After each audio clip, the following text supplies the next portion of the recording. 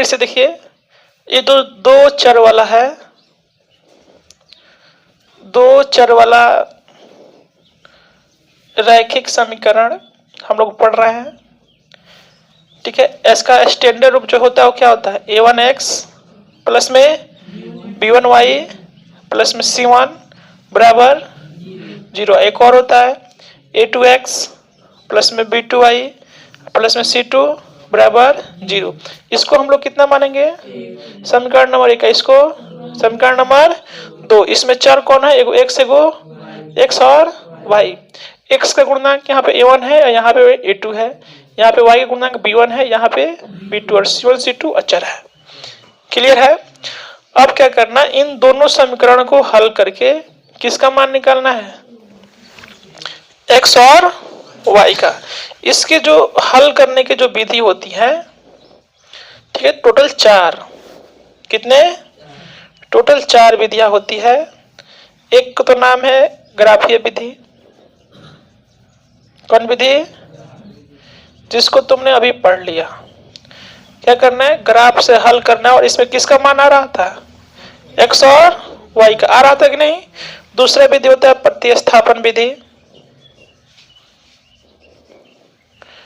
कौन विधि, प्रतिस्थापन। तीसरा होता है विलोपन विधि। कौन विधि, और एक होता है ब्रजगुणन विधि।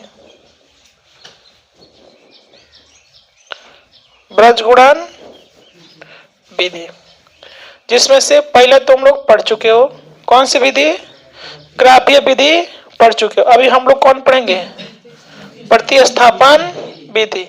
तो सब लोग हेडिंग डाल लो प्रतिस्थापन विधि, और वो चैप्टर समाप्त हो गया ना। सब लोग हेडिंग डाल लीजिए प्रतिस्थापन विधि। हाँ उतार लो, हाई उतार लो।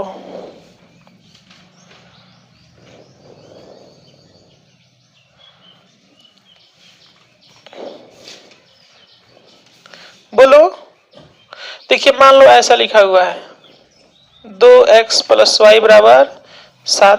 इसको कितना मान लेंगे, समीकरण नंबर 1। और एक ऐसा लिखा है x प्लस वाई बराबर 5। इसको कितना मान लेंगे, 2।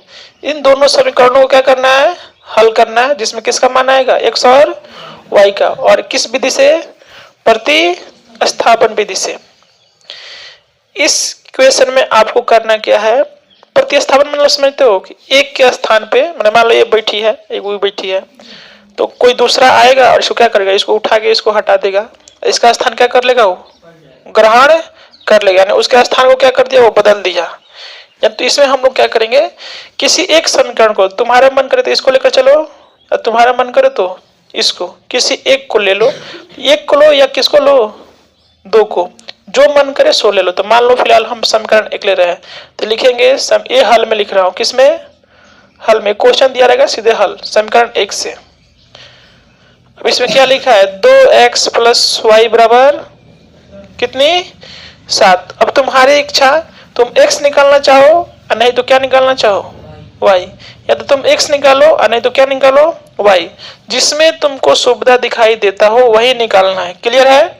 तो तुमको y निकालना है, तो 2x प्लस में इधर के माइनस में, तो y बराबर कितना हो जाएगा, 7 माइनस 2x। इसको अब मान लेंगे कितना, 3। y आ चुका है कि नहीं, कितना आ गया, 7 माइनस 2। अब इस y के मान किससे चले थे, समीकरण 1 से ना, तो जिससे चलेंगे उसमें नहीं रखेंगे, दूसरे में रखेंगे। तो जब 1 से चले थे तो इस y का मान कहां पर रख देंगे, समीकरण 2 में। तो लिखेंगे y का मान किस में रखने पे, समीकरण 2 में रखने पर। तो जब तुम 2 में रखोगे तो देखो 2x तो अपने जगह पे है, सॉरी x तो अपने जगह पे है, प्लस y की जगह पे मैं कितना रखूं, 7 माइनस 2x रख दो, बराबर कितना, 5। देखो एक x में से माइनस 2x गया, माइनस एक्स, प्लस में 7 इधर आके तो 5 माइनस 7 होगा। तो आगे बढ़ाओगे तो माइनस एक्स बराबर कितना, और ये माइनस से माइनस तो एक्स बराबर कितना आया, 2 आया।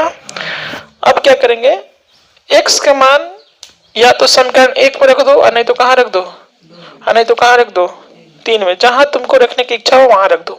या तो 1 में रखो तो 2 में रखो और नहीं तो कहाँ पे, 3 में। तो जनरली क्या करता है लो, समीकरण 1 में ही रखता है लो, तो हम लोग वैसे ही नियम बना के रखेंगे लो। तो x का मान कहाँ रखने पे, x के मान समीकरण 1 में रखने पर, जब तुम 1 में रखोगे तो कितना है, 2x प्लस वाई बराबर 7 है। 2 गुना x का मान कितना आ चुका है, प्लस में y बराबर 7, तो 2 दूनी 4, प्लस में y बराबर, ये प्लस में दे रखे तो y बराबर कितना आ जाएगा, 3 आएगा। अतः x बराबर कितना आया और y बराबर 3, ये इसका क्या हुआ, आंसर होगा, उत्तर ही है।